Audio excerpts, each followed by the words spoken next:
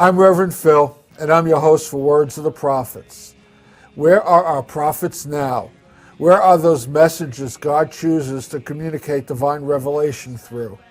In the past, the Creator has sent prophets like Abraham, Siddhartha, Jesus, Muhammad, and many more. Maybe our higher power has switched tactics since we reinterpret God's words as soon as the Creator's prophets leave us. Could it be that Spirit talks to each one of us individually and we haven't learned to listen? On Words of the Prophets, our modern prophets show us how to find the internal prophet that is the I Am, and we discuss the application of spiritual principles in all aspects of our lives. Love and light, everybody. I'm Reverend Phil, and I'm your host for Words of the Prophets. Today, our guest, old friend of ours, and I say that every week, long-term friend, she's not that old, is Merrylin LeBlanc. She is an astrologer. Merrylin also hosts the show Moonwise, which airs every Saturday afternoon at 2 p.m. on Santa Fe Public Radio, KSFR 101.1 FM. And there's every morning, the Moonwise Minute? The Moon Minute. Moon Minute. And that's 7 o'clock? 5:30 a.m. 5:30 a.m. For those early risers. Weekday mornings. Weekdays, okay. Weekends don't count. No. Good. There is a weekend Moon Minute that I play during Moonwise. Doing the show. Too. Okay. And we have a prophetic topic today, and today's prophetic topic is to find the order.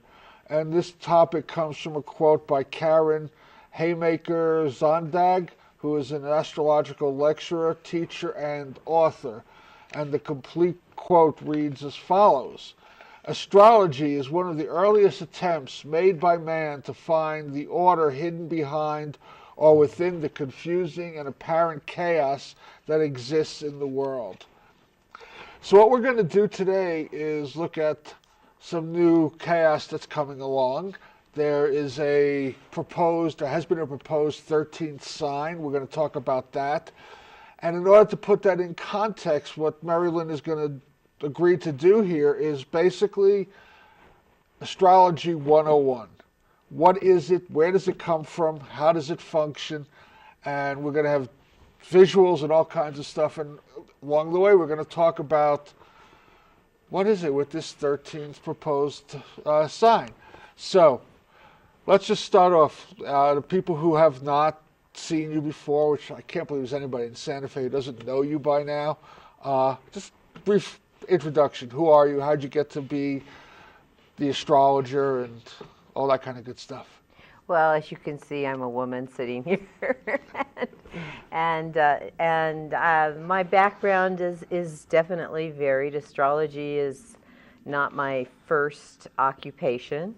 It came while I was in graduate school. Actually, I had been a teacher for 20-some years and went into school administration and was working towards a doctoral degree in education because I had these, like some nations, I had my 5-year plans, and so I was studying a lot of theory, systems theory in particular, and came and changed theories and came across astrology in that process and other metaphysical tools, and had seen some astrologers along the way, was always intrigued by what they do. And one astrologer that I went to for some consultation had said, "You'd be a natural at this." And she said, "I teach classes. Are you interested?" And I said, "Oh, sure," and realized when I look back at it how natural it did come to me. And I often say to people that astrology is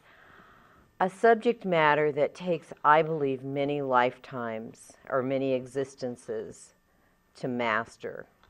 There's always some new element to explore in it. There's always some new perspective to look at it from.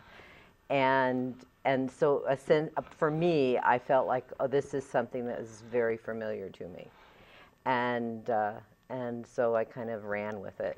Do you use the charts as sort of past life regressions?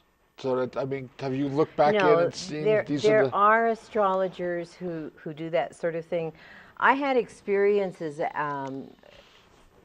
in my life not, at the same time with astrology, so I didn't really like put them together in that way. But with past life therapy, I had friends who became hypnotherapists. I studied things like neuro-linguistic programming that was highly influenced by Erickson, who was a hypnotherapist. And so went through a lot of sessions separate from astrology to give me a sense of, yeah, there is some part of me that has remembrances of things that in some cases don't even feel like the world we presently live in.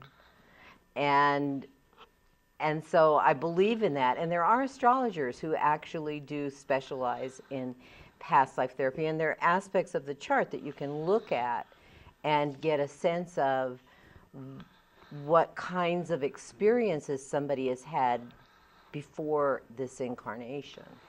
And I say that in a very generic sense because over the years, I've come to the point where I'm not quite sure whether our soul, and I don't know if I'll ever know this in this incarnation, in this body, that I think our soul has experiences that they've gotten from other worlds, say, or other planes of existence. Well, we talked about that on some shows. We quoted, I quoted Casey on that, Right. that, what he called sojourns on other planets and how they tie into the astrological influences we experience on an incarnation basis on this planet. Right, right. Yeah, so, but yes, astrology is, literally the story of the stars. And the story of the stars from a mythological perspective, from a symbolic perspective. And it's used as a tool to guide us, to give us information about who we are, what we're doing here, what are the most important things that our lives, our present lives seem to be engaged in.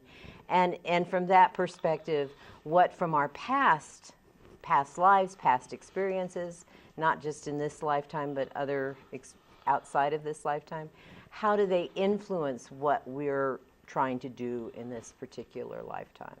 So it's basically just a navigation tool. So let's go back to basics, or not even basics. Okay. How would you explain to the audience the origins of astrology? Wow. Yeah. I am not a historian by education. I mean, I read history books, etc. And it's not, I think history is really important, but it's not my leanings. There are astrologers who have written some excellent books, like Nicholas Campion, for example, who's written The Origins of Astrology, actually is the title of it. There's a book right now that I picked up recently, and I can't even remember the author's name, that goes into origins in terms of Earth history. And I don't even want to go there as far as, because there are periods of times when certain elements that we use today in astrology were not used in the past. So what I'd like to do is just say right now, if you were to ask an astrologer,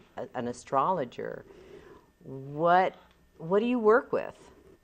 I would say, well, the most important thing, no matter what kind of astrology, because there's many different approaches to astrology, no matter what kind of astrology you practice, the most important element are what we call the luminaries and the planets. The main luminary being the center of our solar system, the sun. And the planets, we living on one of them, Earth, and the other planets that we know. And in that, we consider the 9 planets. We still think that, haven't met an astrologer yet or read about an astrologer yet who doesn't believe that Pluto is not a planet. and so, that is our view. Now, the planets are common to all forms of astrology. And that's what's so remarkable about the fact that still to this day, the general public at large thinks about astrology in terms of zodiac signs. But the zodiac signs are not the most basic component. The planets are the most basic component. And matter of fact, there's a form of astrology called cosmobiology or Uranian astrology. They're very similar, in which all they use are the planets and the relationships they have with each other.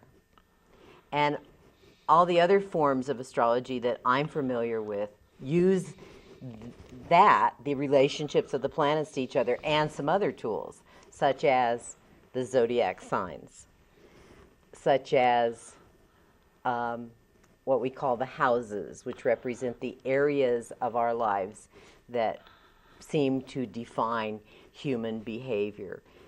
The area that tells me about my appearance, the area that tells me about my resources, the area that tells me about my communication, the areas that tell me about my relationship. That's what the houses have to do. But actually the planets can also tell us some of that same information.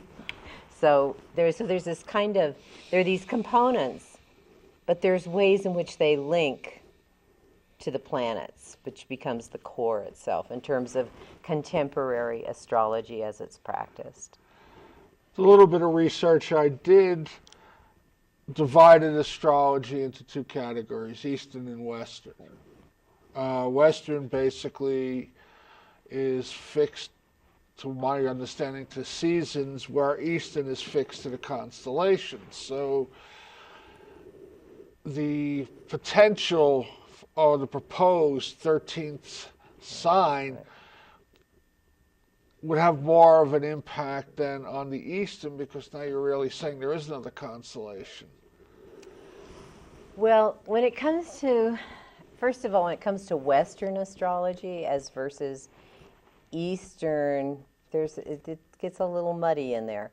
From an astrologer's perspective, we might say there's what we call tropical astrology and sidereal astrology. Okay. And tropical is what most Western astrologers use, and it's based on the seasons. We live here on planet Earth, and I mentioned at the beginning that astrology, one of the primary components of astrology are the planets and the luminaries. I mentioned the sun. I didn't mention the moon. I'm surprised I didn't, but that's the other luminary. And it's trying to tell us all about our experience here on the planet and what we're doing here, what we want to do here, what we can expect in terms of the trajectories that we've set for ourselves on some level of our being by being here on planet Earth.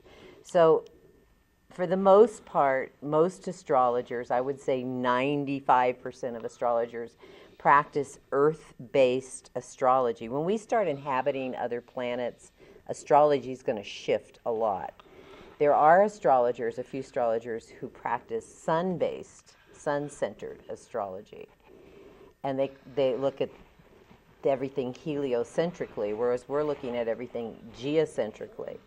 Now, How does that change? How does that change? Was it? I can see the difference. What would that mean in everyday terms?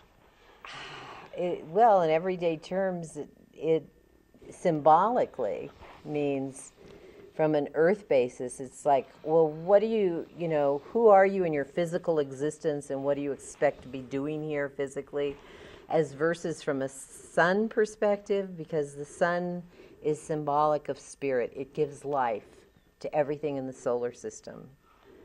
It structures our solar system and sustains our solar system. And so as the provider, as the spirit of the whole solar system, from that perspective, what are we as spirit? Which is very different from what are we as a physical human being. Interesting. It is different and it isn't different.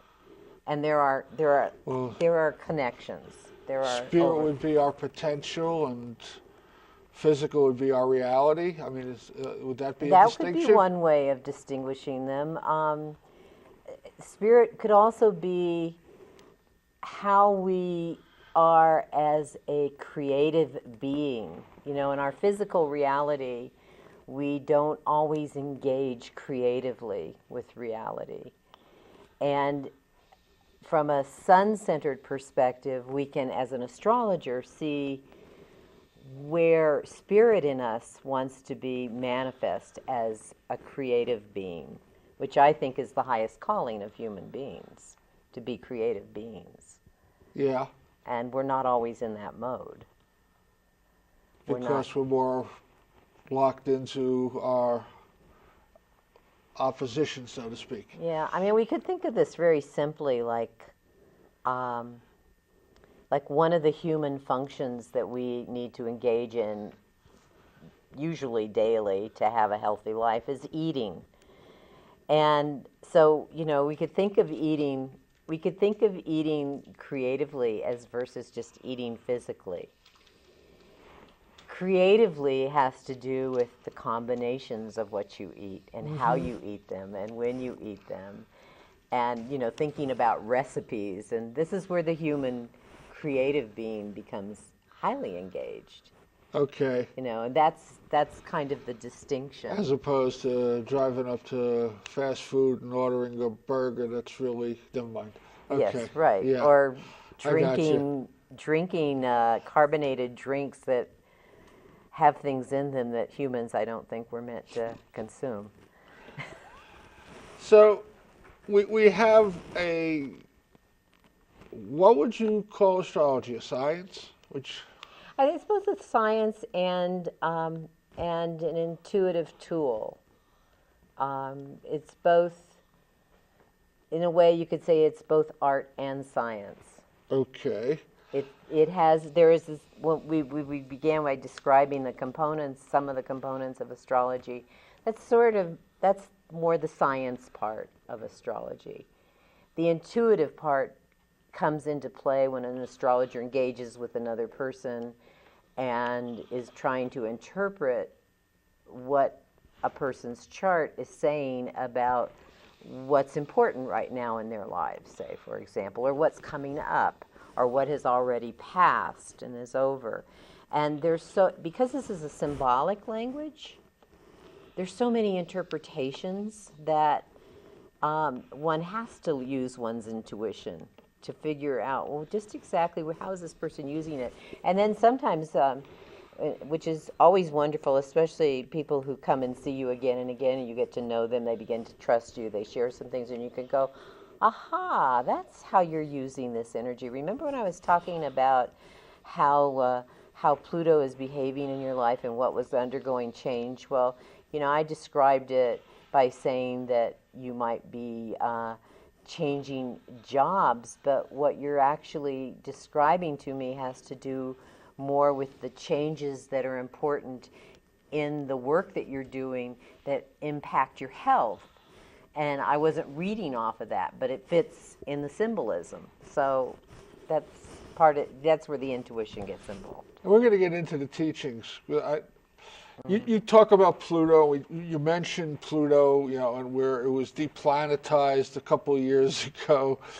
It's called a planetoid or something. Yeah, like that. it's not a real planet. Because of size. And then, you know, scientists were not all in agreement on that. Yeah, I mean, scientists, nobody's ever all in agreement on anything. That's true.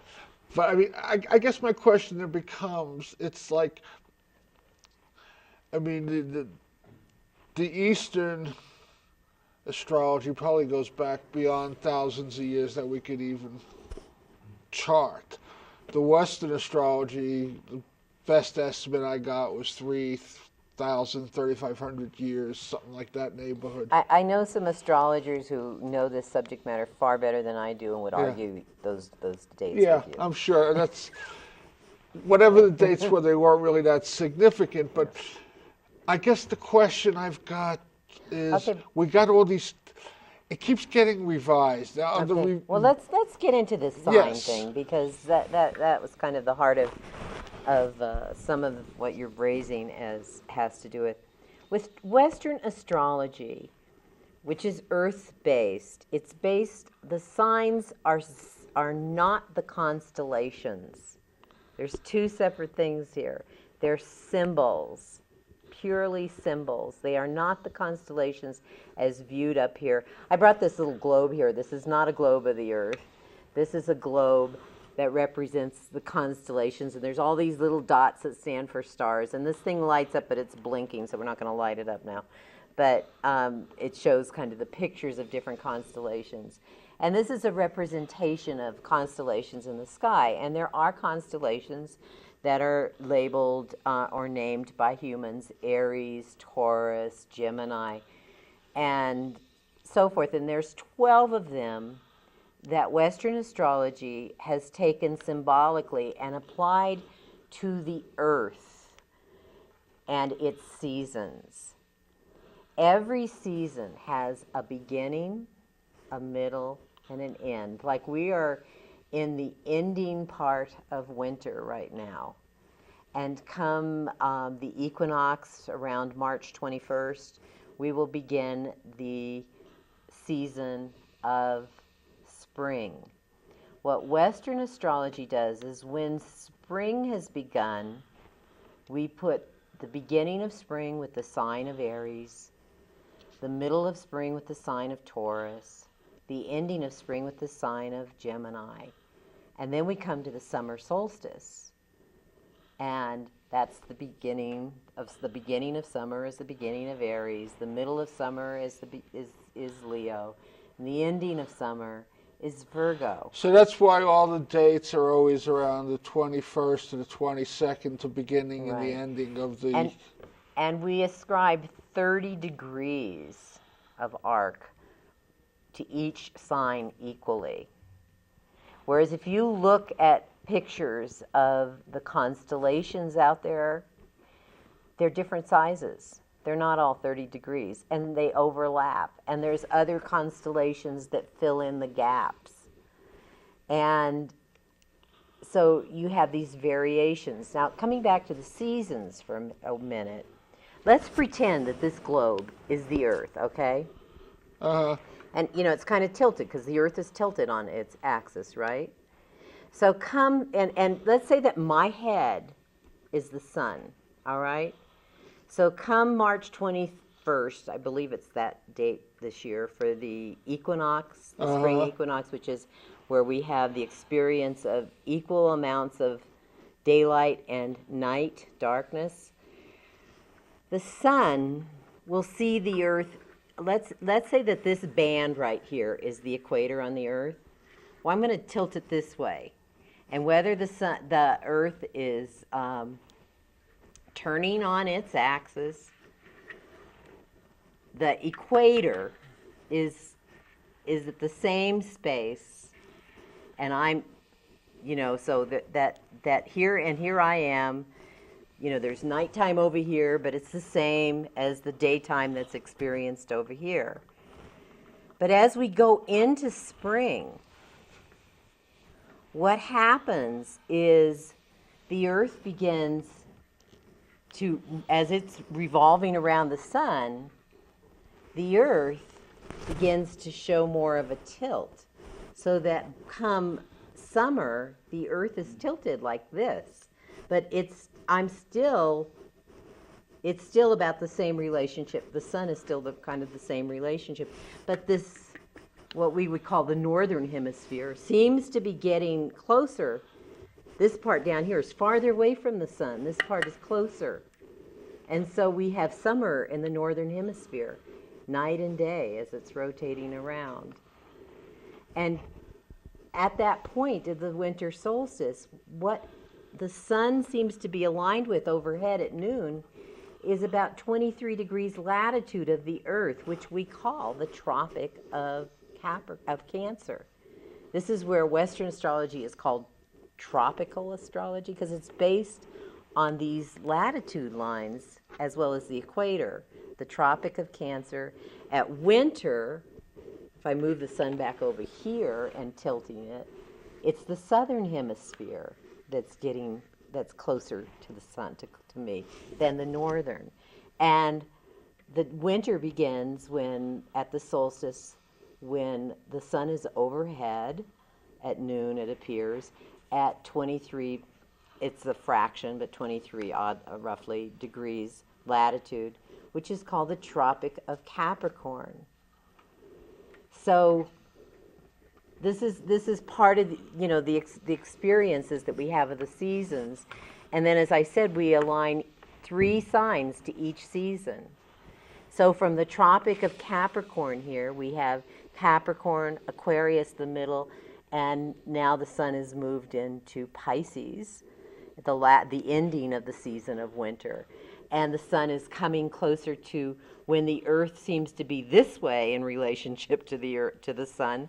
And we have Aries, the beginning of spring. We astrologers say, well, since spring seems to be like new life, that's the beginning of our zodiac. Okay.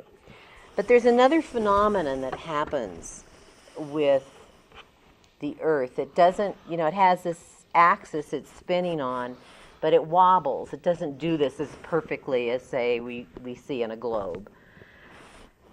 And if you follow the alignment at the time that, say, we're experiencing what we call spring beginning, it seems to be the Earth's axis seems to be aligned with the sign of Pisces. And they've worked out some calculations, on that in terms of what they call the precession of the equinoxes. That over a period of years, the alignment with the actual constellations in space seem to go backwards through the zodiac. And right now, instead of spring being aligned with the constellation of Aries, it's aligned with about, and this is a funny part, they say is about, 7 degrees of Pisces. And what's weird about that is that they're when astrologers do that is that they're treating each sign, each constellation rather, as if it's 30 degrees arc in space. And it's not. And so it's sort of like a mixing. We all mix the reality with the symbol and the metaphor. But to some of us Westerners, this seems like a very strange mixing. Because then you mentioned Eastern astrologers or Vedic astrologers do that. But then once they do that, they allow 30 degrees of arc for each of the signs after that. So they've kind of mixed the concepts that Western astrology uses with concepts that what we call siderealist astrologers use. There are very few, less than 1% of astrologers who practice pure sidereal astrology, and that is to say, okay, there's some alignment that we have to take from the earth because we're earth-based. See, when we start living elsewhere, this is all going to change. But from the earth, there's some alignment with some constellation that we're going to use as our baseline. And once they establish that baseline, then they kind of lay out a map of taking something like this where you have all these little dots and stars and even, these are just stars on this, but you could say even planets are in there. And they start mapping out the planets in our solar system because we're still based in this solar system, still based on the Earth. They start mapping it out and kind of aligning. So I could say that if I looked for this so-called third sign of the zodiac, and by the way, this is not the first time someone, whether it's an astrologer or astronomer or just somebody that's interested in this stuff, has said, but there's 14 signs. I have a book called Arachne. This is the 13th sign. Somebody said this and put up this. Other people have referred, other astrologers back in the 90s, there was a whole rush to look at Ophuchicus and its influence. And sidereal astrologers primarily do that. And there's every constellation, whether it's those that are in the zodiac, the 12 signs, the 12 original signs that most of us today work with of the zodiac, every constellation, even beyond those, has a mythology. And so you can use, and we do this in Western and Eastern astrology, you use the mythology as a basis for interpreting what things mean. So I want to back this up just for a second. Yeah, okay. Something became clear to me, or at least I think it became clear to me. Would I be accurate in saying that the way we created a calendar is more arbitrary than the way the signs designate the changes? I don't know if I'd go quite that far, but our calendars are definitely arbitrary. So And, the names used to, of, like, I mean, there were times in history when calendars were made solely based on the moon, which actually, in Jewish traditions is the case, Chinese traditions, and a lot of Eastern traditions is the case. They're lunar calendars for judging, and because the moon has this regular rhythm pattern that all of us can observe by just going out there day and night, seeing what the moon looks like, because it's visible in the daytime too, but not as visible as at night. And then there are periods when it's not visible, and we know, oh, either we're just about to have a new moon or we just had a new moon when it's not visible. So the different forms of measurement? And different forms of measurement. And you find in indigenous cultures where they talk about 13 moons, because there are roughly, in what we call a year, in terms of the revolution of our planet Earth around the sun, roughly you could divide it into 13 lunar cycles. So yes, that's all arbitrary. Okay, I mean, because when it started to make sense when you started to put this into seasons, and I could see where when we start to measure from the 21st and the 22nd of a month as opposed to the 1st and the 31st of a month, it makes more sense. Well, and it's based on the alignment of our Earth with the sun. It's that relationship in terms of how we're perceiving the sun on the Earth. So if there are all these signs that were available, so to speak, constellations that could be named and labeled, and why were the ones chosen that were chosen? Were they predominant, so that, like, there was like major and minor influences, or? I imagine so. Like I said, you keep coming back to that, and that's not but there's something really interesting when you look at these signs. If you can notice on this globe, there's these kind of reddish dots. Yeah, the red dots. That are not, what I referred to as an equator before, that they kind of go, if I twirl this around, they go at a sloping angle around. And if I've got to look at my glasses, but I have to look at this with my glasses. I'm going to point out something. If I follow those red dots, here's Aries, and I want you to notice this. Here's Aries, here's Taurus, here's Gemini, here's Cancer, here's Leo, here's Virgo. Do you notice something that's happening here? From Virgo, Libra, Scorpio, Sagittarius, Capricorn, Aquarius, and I think I've kind of scooted because I'm going so fast I'm losing it. Aquarius, Pisces, back to Aries. From Aries to Virgo, those constellations seem to be up here in this half of this global representation of our galaxy and constellations that we see from our galaxy or within it. Whereas when we went from Libra to Pisces, they're down in the southern part, in this lower part of here. And I just, looking at that, I kind of see this kind of a correlation again to time of year, to seasons, that somehow or other, first of all, in the history of man, most, as we know it, most of the population has lived in the northern hemisphere. There are humans who are now living in the southern and have lived in the southern. But the majority, the density of population has, throughout our history, been in the northern hemisphere. And during that time, it seems that the constellations in the northern hemisphere that have been, well, let me reverse what I was going to say. The ones that are visible at night seem to be those that are in the southern hemisphere, from Libra to Pisces. And the same is true from the reverse. Of the reverse, Yes. from Aries to whatever. And I think that somehow or other, with the mythology that somehow erupted out of the consciousness of early man, has some connection there.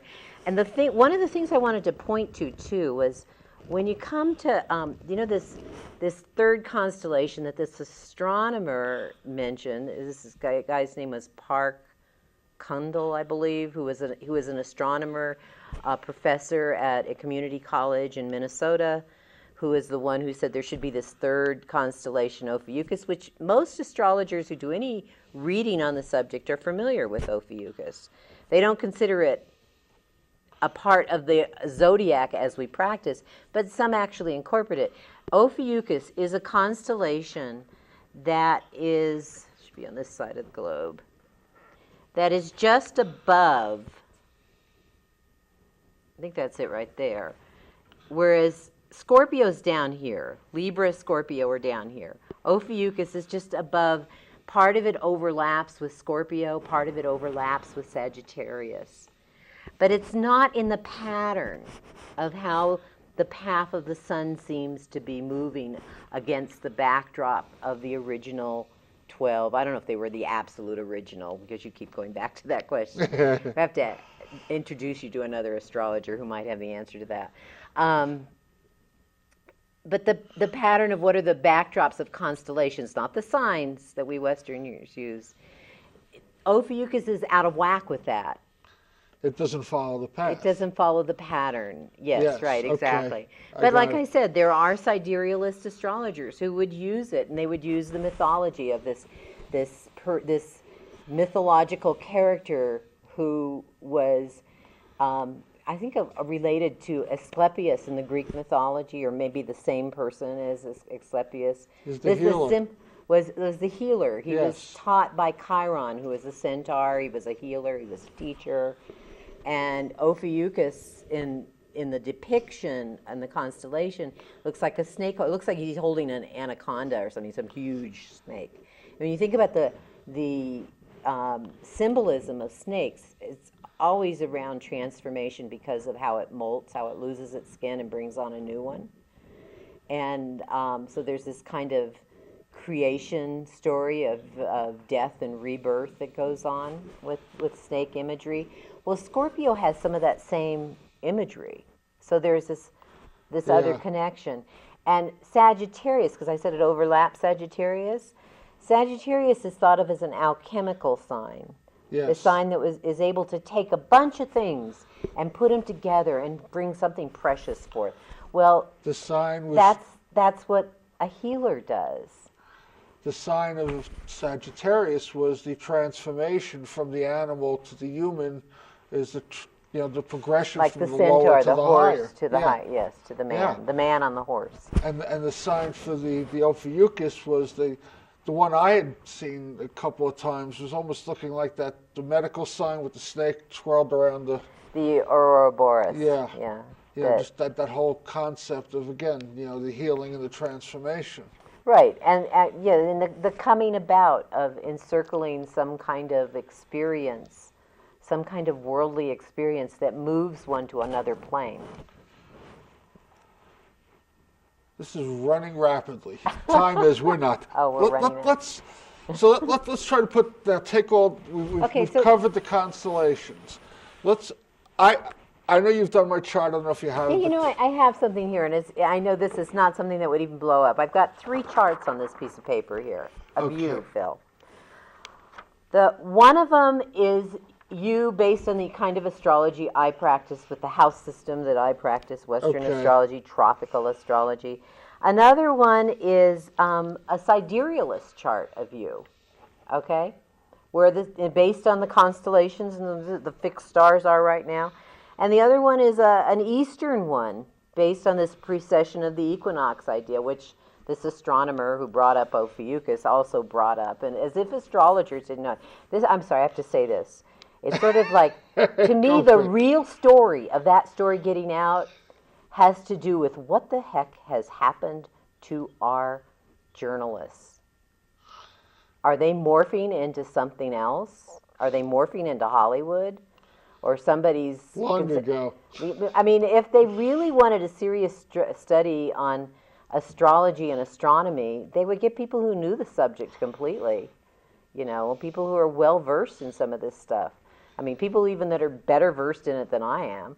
And they would present a whole story, but it's just like everything else they're presenting these days.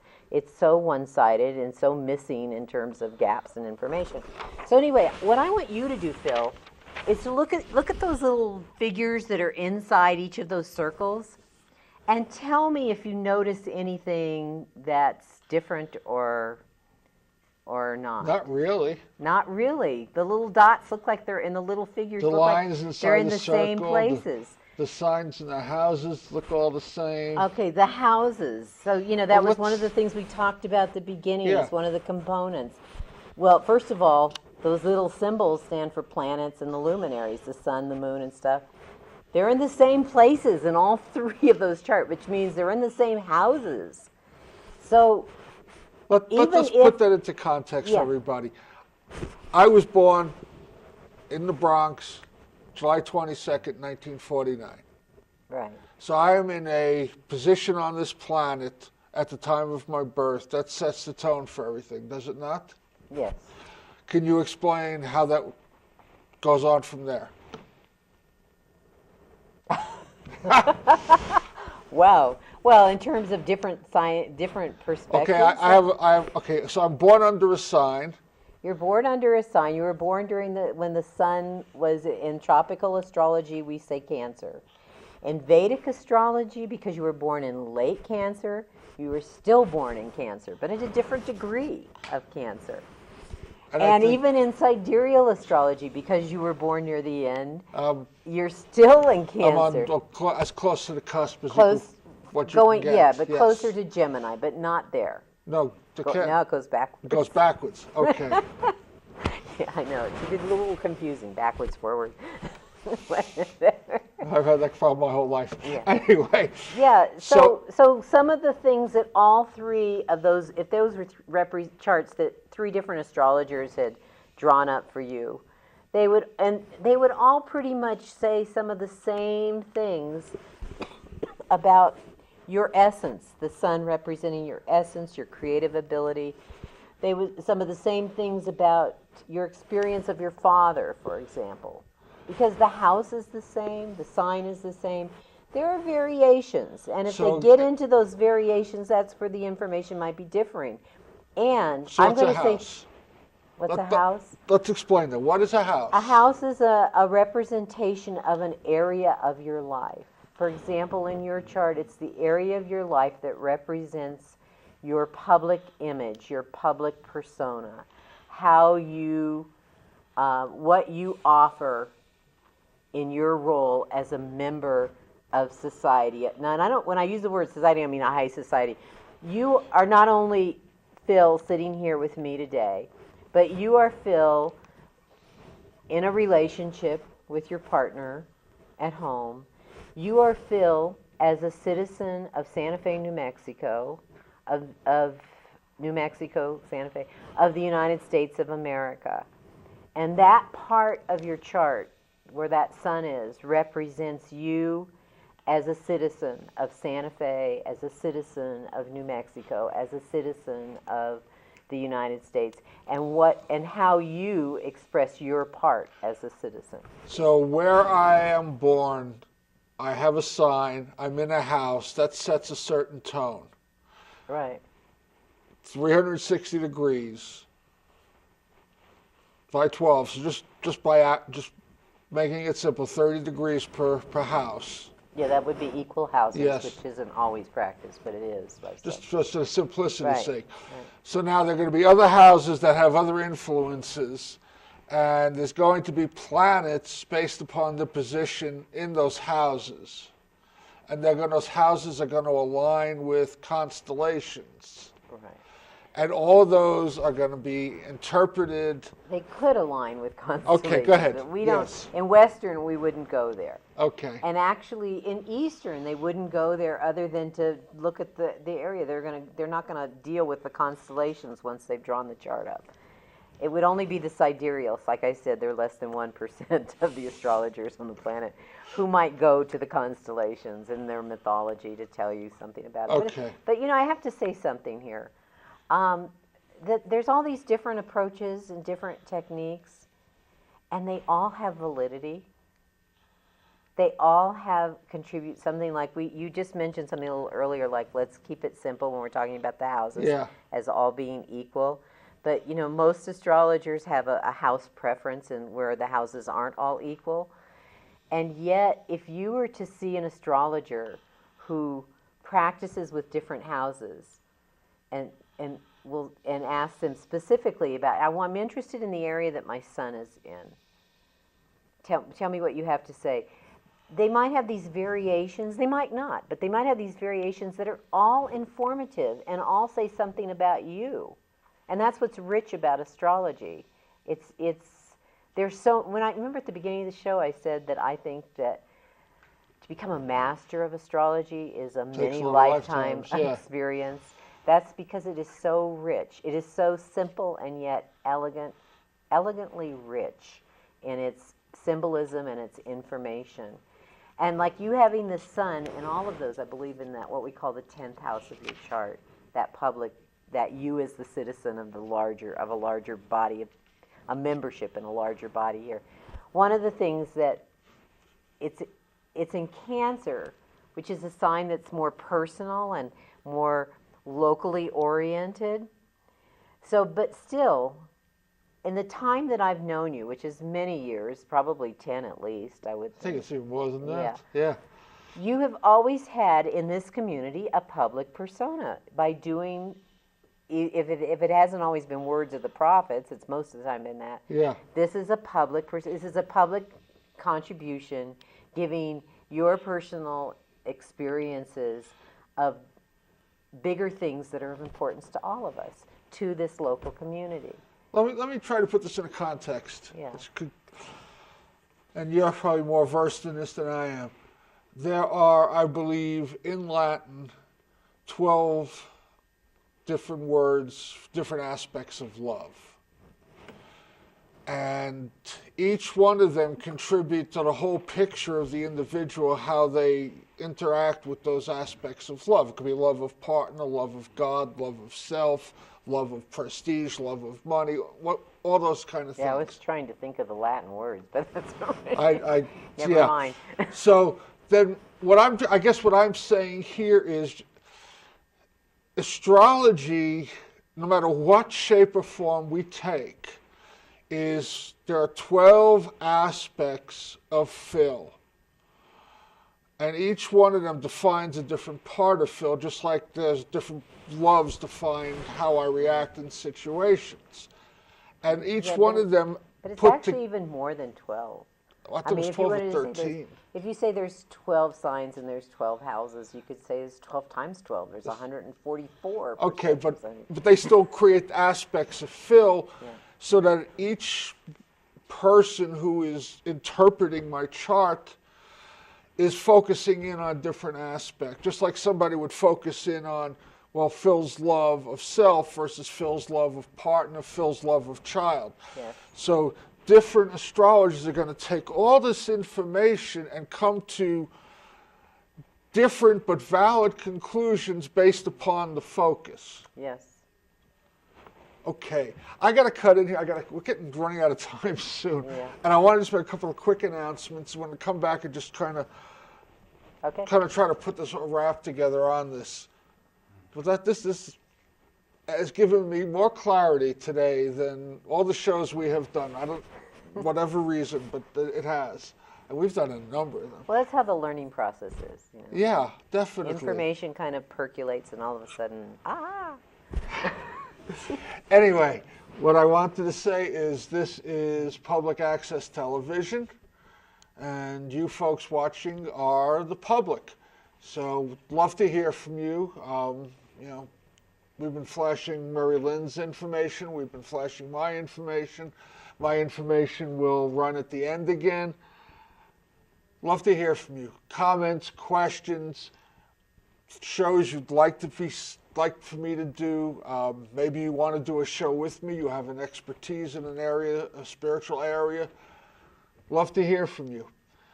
Also, just let you know that part of what I do is I am a state licensed counselor besides being a minister, and I do spiritual counseling. And what that means is I firmly believe that we cannot solve the problem with the same instrument that creates the problem. So without a spiritual component, we really do not heal. And I work with people to show them how to tap into the spirit and use it as a means of healing. I work on a donation basis, so, times are tough. You don't know if you can afford it. Well, donation is a donation. God takes care of me, whether it's through you or whether it's somebody else I'm taking care of. So if you think I could be of any help to you, if this what you're hearing kind of resonates with you, love to hear from you. Next week, we are going to have Megan White. Megan is the coordinator of the Llama Foundation, which is a fascinating group up a little bit north of Taos. They have a pretty interesting history, and they've got an interesting approach to spirituality. So tune in next week and see what it's all about. Why don't you tell the folks, I've given it at the beginning, but tell them again how to, just show and everything. Well, you can hear me every week on Moonwise at KSFR 101.1 FM on your dial, radio dial, not TV. And also every morning, weekday morning at 5:30 a.m., the Moon Minute, which is a little over a minute with intro and outro, but a minute's worth of moon information. Following the moon is a way of learning astrology through immersion, just being in the midst of it and then going, oh, I'm beginning to recognize something that's repeating itself. But yes, so I work at KSFR, so I don't do as many astrology consultations. I limit it to a few, but you can contact me at 466-3023 if you want more astrological information. I am available on a few days a week. Yeah, you're just talking, and I was remembering, I probably said this on one of the other shows. When we first met, I was engineering your show when you were doing the two white chicks. Oh yeah. Yes, that's how far back it goes. Yes. Oh my goodness. Yes. I can't remember who was that. Aslan White. Yes. And forget what the. Well, we were the two white chicks. You were two white chicks. Aslan White and Merrylin LeBlanc. Yes, and that's. That's right. And that's when I first met you. I was working as a. That was back in the spring of 2000.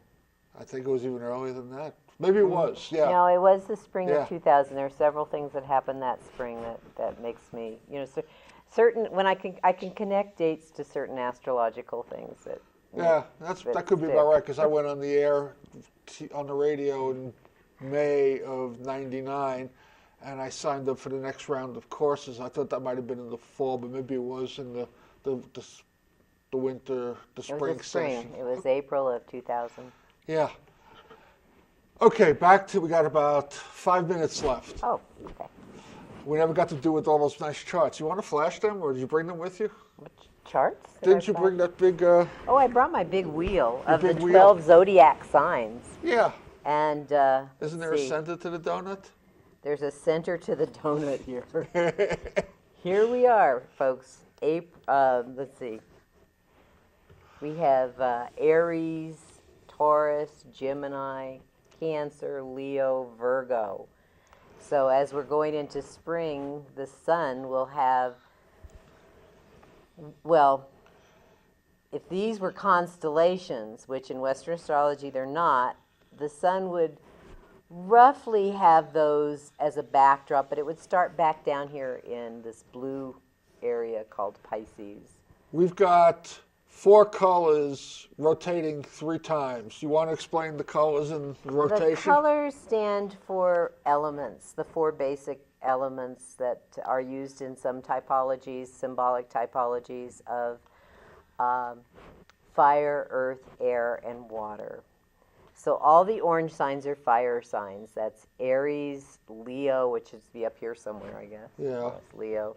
And Sagittarius, the other, the other fire sign. And then when we get to the middle of spring and we have Taurus, brown, that's the earth signs. We have Taurus, Taurus is here, Virgo, Capricorn. And then 3 air signs, Gemini, Libra, Aquarius, and 3 water signs, Cancer, Scorpio, and Pisces. And yeah, so, you know, when people talk about compatible signs, signs that are the same element are highly compatible. Mm-hmm. Get too many. We're in water right now, Western-wise. The sun is in Pisces. Hasn't reached Pisces quite yet in Sidereal or Eastern astrology. It's still in Aquarius, but soon to be in Pisces. But if you get other water signs together, Scorpio and Cancer, things tend to go by feelings. Emotions run high, and sensitivities come more through feelings and understanding. And and astrological attractions do not actually make for I was still in relationships. Well, maybe not. I was still in the school system when I started to study astrology, but not enough where I wanted to experiment. But now I've often thought, what a great place to be able to experiment with signs. Like, when you do group projects in school, or like break into groups of 3s or 4s, to put all the water signs together and all the earth signs together and see what happens. And there's other kinds of divisions that you can do. And actually, I've participated in other kinds of divisions where it's very informative of different typings, more so than just the elemental signs. I can understand that. Merrylin, we are almost totally out of time. I thank you so much. You're welcome.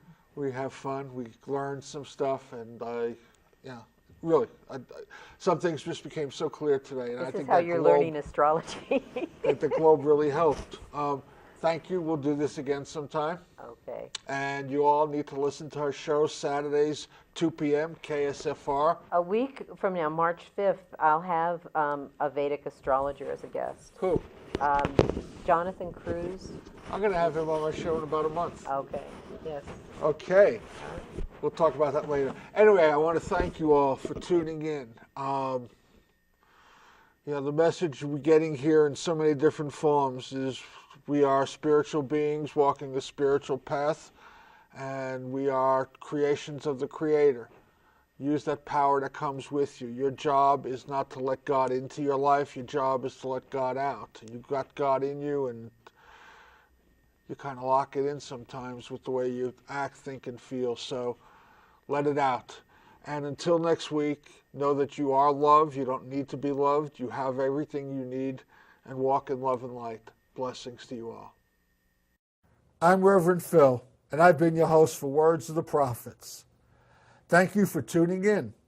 Please join me again next week, same time, same channel, for more Words of the Prophets.